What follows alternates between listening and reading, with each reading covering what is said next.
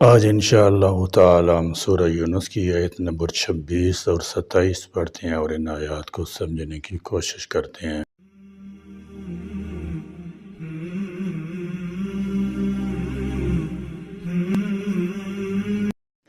اعوذ باللہ من الشیطان الرجیم، بسم اللہ الرحمن الرحیم۔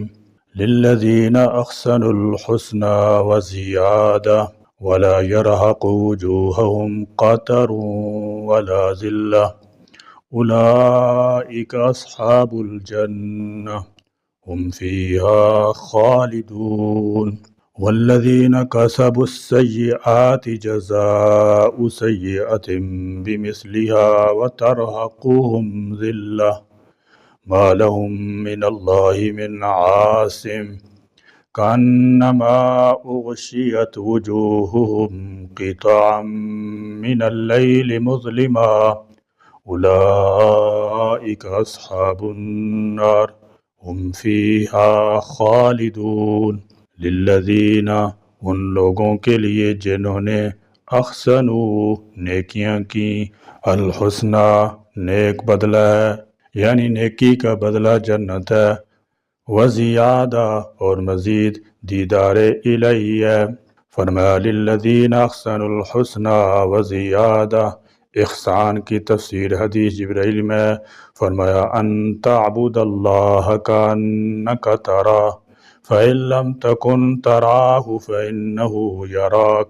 اللہ تبارک و تعالیٰ کی عبادت اس طرح کرو جیسے اسے دیکھ رہے ہو۔ اگر تم اسے نہیں دیکھ رہے تو یقیناً وہ تمہیں دیکھ رہا ہے۔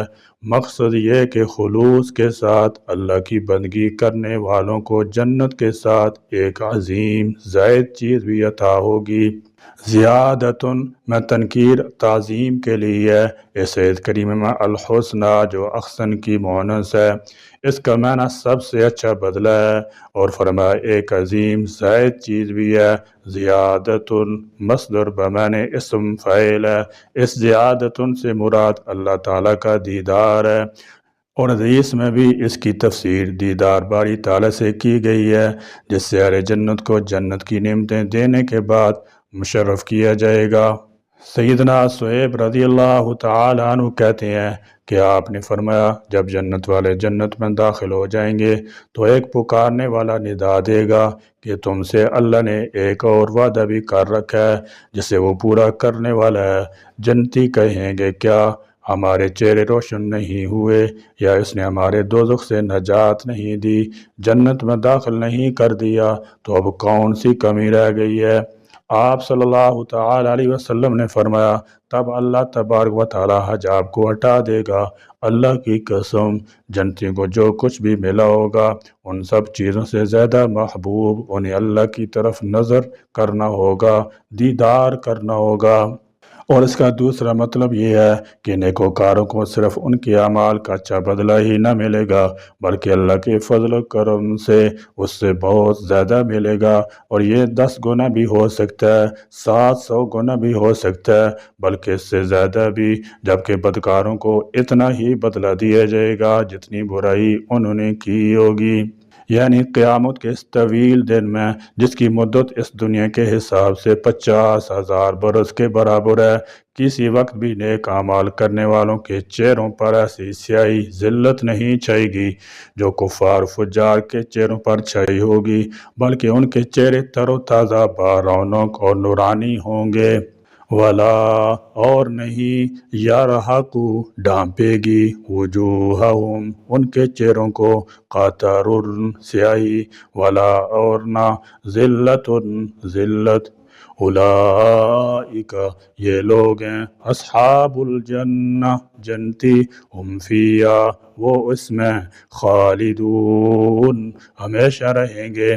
اس آیت میں فرمایا یاد رکھو للذین احسنوا الحسنى وزیادہ، جن لوگوں نے بھلائی کی ان کو بھلائی کا بدلہ بھلائی ہی ملے گا اور کچھ زیادہ بھی ملے گا۔ زیادتی کے متعلق حدیث شریف میں آتا ہے جب جنتی جنت میں چلے جائیں گے انہیں تمام نعمتیں میسر آ جائیں گی تو اللہ تعالیٰ فرمائے گا اے جنتیوں کیا میں تمہیں کچھ مزید دوں؟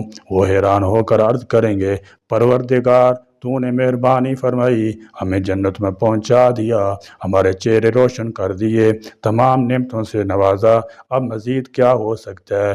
اس پر اللہ تعالیٰ اپنا حجاب اٹھا کر اپنے تجلیات سے دیدار نصیب فرمائیں گے۔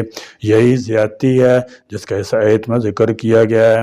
فرمایا جنت والے لوگ ایسے ہوں گے، وَلَا يَرْحَقُ وُجُوهَهُمْ قَتَرٌ وَلَا ذِلَّةٌ، ان کے چہروں پر نہ سیاہی گرے گی اور نہ ذلت، وہ حشاش بشاش ہوں گے اور اپنی رب کی تسبیحات بیان کرنے والے ہوں گے۔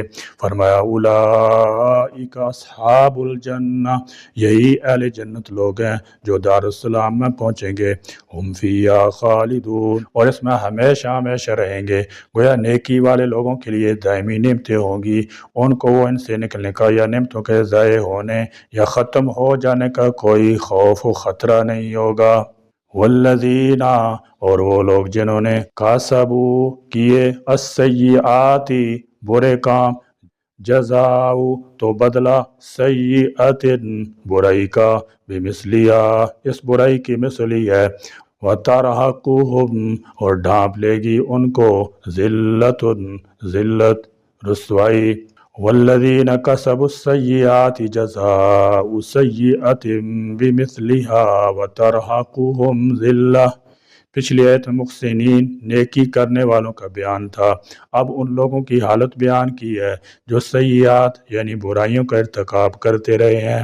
سیئت میں سے تنوین تنکیر کے لیے ہے، اس لیے ترجمہ کسی بھی برائی سے کیا گیا ہے۔ گزشتہ آیت میں ذکر ہے کہ نیکی کا بدلہ اس سے بہت اچھا ہے، یعنی جنت مزید دیدار الہی کی صورت میں ملے گا۔ اب بتایا کہ برائی خواہ کوئی بھی ہو، اس کا بدلہ صرف اس کے برابر ہی ملے گا، زیادہ یا کئی گنا نہیں ملے گا۔ انہیں بہت بڑی ذلت گھیرے ہوئی ہوگی، یعنی ذلت ان میں تنوین تحویل تعظیم کے لیے ہے، یعنی گزشتہ آیت میں اہل جنت کا تذکرہ تھا، اس میں بتلایا گیا تھا کہ انہیں ان کے نیک اعمال کی جزا کئی گنا ملے گی اور پھر مزید دیدار الہی سے نوازے جائیں گے۔ اس آیت میں بتلایا جا رہا ہے کہ برائی کا بدلہ برائی کے مثل ہی ملے گا۔ سیئات ان سے مراد کفر اور شرک اور دیگر معاصی ہے۔ ما لہم نہیں ہوگا ان کے لیے من اللہ اللہ کے عذاب سے من عاصم کوئی بچانے والا۔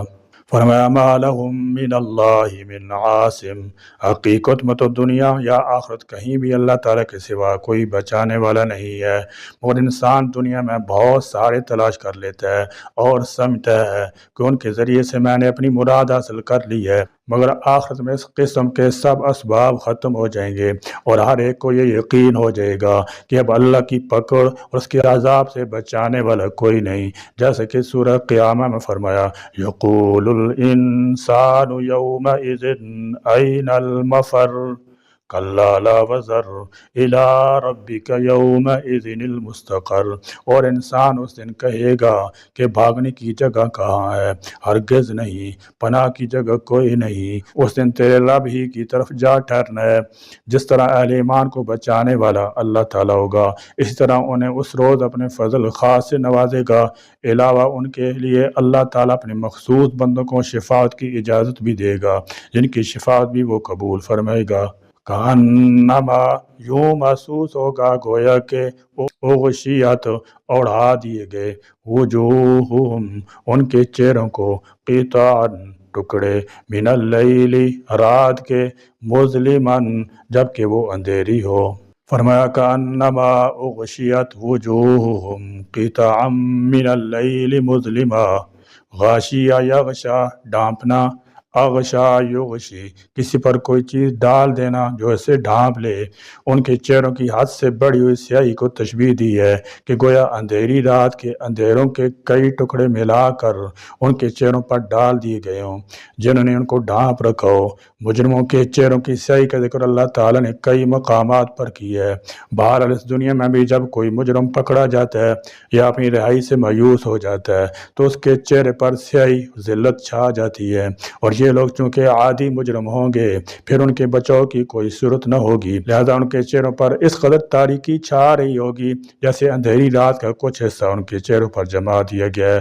یہ مبالغہ ہے کہ ان کے چہرے اتنے سخت سیاہ ہوں گے، اس کے برعکس اہل ایمان کے چہرے تر و تازہ اور روشن ہوں گے۔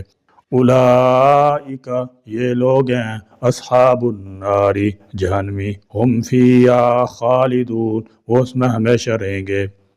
اس سے پہلی آیت میں اللہ تعالیٰ نے مسلمانوں کے اخروی حالات اور انعامات بیان فرمائے، اور اس آیت میں اللہ تعالیٰ نے کفار کی 4 اخروی احوال بیان فرمائے ہیں۔ نمبر 1، جتنا گناہ ہوگا اتنی ہی سزا ملے گی۔ اس قید سے اس بات پر تنبیہ مقصود ہے کہ نیکی اور گناہ میں فرق ہے، کیونکہ نیکی کا ثواب 1 سے لے کر 700 گنا تک بلکہ اس سے بھی زیادہ بڑھا دیا جاتا ہے، اور یہ اللہ عز و جل کا فضل و کرم ہے، اور گناہ کی سزا اتنی ہی دی جاتی ہے جتنا گناہ ہو، اور یہ اللہ عز و جل کا عدل ہے۔ نمبر 2، ان پر ذلت چھائی ہوگی، اس میں ان کی توہین اور تحقیر کی طرف اشارہ ہے۔ نمبر 3، انہیں اللہ کے عذاب اس کی ناراضگی سے بچانے والا کوئی نہ ہوگا۔ نمبر 4، گویا ان کے چہروں کو اندھیری رات کے ٹکڑوں سے ڈھانپ دیا گیا ہے، ان کی روسیائی کا یہ حال ہوگا، خدا کی پناہ۔ اس سے معلوم ہوا کہ قیامت کے دن مومن کافر چہروں سے معلوم ہو جائیں گے۔ رب عز و جل فرماتا ہے یعرف المجرمون بسیماہم، مجرم اپنے چہروں سے پہچانے جائیں گے، اور فرماتا ہے تبیض وجوہ وتسود وجوہ، کئی چہرے روشن ہوں گے، کئی چہرے سیاہ ہوں گے۔ البتہ کئی مسلمان بھی ایسے ہوں گے جو قیامت کے دن اپنے عذاب کی علامات لی ہوں گے، جیسے پیشور بکھاری کے منہ پر گوشت نہ ہوگا۔ چنانچہ عبداللہ بن عمر رضی اللہ تعالی عنہما سے روایت ہے، رسول اللہ صلی اللہ تعالی علیہ وسلم نے ارشاد فرمایا آدمی سوال کرتا رہے گا یہاں تک کہ قیامت کے دن اس حال میں آئے گا کہ اس کے چہرے پر گوشت کا ٹکڑا نہ ہوگا۔ بیوی میں انصاف نہ کرنے والے کی ایک کڑوٹ ٹیڑھی ہوگی۔ حضرت ابو ہریرہ رضی اللہ تعالی عنہ سے روایت ہے، نبی کریم صلی اللہ تعالی وسلم نے ارشاد فرمایا جب کسی کے پاس 2 بیوی ہوں گی پھر ان میں سے انصاف نہ کرے تو وہ قیامت میں اس طرح آئے گا کہ اس کی ایک کروٹ ٹیڑھی ہوگی۔ زکوٰۃ ادا نہ کرنے میں بخل کرنے والے پر گنجا سانپ مسلط ہوگا۔ چنانچہ حضرت ابو ہریرہ رضی اللہ تعالی عنہ سے روایت ہے کہ رسول اکرم صلی اللہ تعالی وسلم نے ارشاد فرمایا جس کو اللہ تعالیٰ مال دے اور اس کی زکوٰۃ ادا نہ کرے تو قیامت کے دن وہ مال گنجے سانپ کی صورت میں کر دیا جائے گا، جس کے سر پر 2 نشان ہوں گے۔ وہ سانپ اس کے گلے میں توق بنا کر ڈال دیا جائے گا، پھر اس کی باچیں پکڑے گا اور کہے گا کہ میں تیرا مال ہوں، میں تیرا خزانہ ہوں۔ اس کے بعد حضور پر نور صلی اللہ تعالی وسلم نے اس آیت کی تلاوت کی وَلَا يَحْسَبَنَّ الَّذِينَ يَبْخَلُونَ بِمَا آتَاهُمُ اللَّهُ مِنْ فَضْلِهِ هُوَ خَيْرًا لَهُمْ بل هو شر لهم، اور جو لوگ اس چیز میں بخل کرتے ہیں جو اللہ نے انہیں اپنے فضل سے دی ہے وہ ہرگز اسے اپنے لیے اچھا نہ سمجھیں بلکہ یہ بخل ان کے لیے برا ہے۔ ظاہر ہے کہ سیاہی کفر، شرک اور معاصی کے نتیجے میں آتی ہے۔ جو شخص اللہ تعالیٰ کی معرفت حاصل کر لیتا ہے، اس کی وحدانیت کو مان لیتا ہے، اس کو ایمان کی روشنی نصیب ہوگی، اس پر کبھی تاریکی نہیں چھائے گی۔ مطلب یہ ہے کہ جس دل میں خدا تعالیٰ کی صحیح معرفت ہوگی، نور ایمان ہوگا، وہ چہرے سیاہ نہیں ہوں گے بلکہ وہ کامیاب و کامران ہوں گے۔ البتہ سیاہ چہرے والے نامراد ہوں گے۔ اعاذنا اللہ منہا وجمیع المسلمین، اللہ تعالیٰ ہمیں اور تمام مسلمانوں کی اس ذلت سے محفوظ رکھے، آمین۔ وآخر دعوانا الحمدللہ رب العالمین۔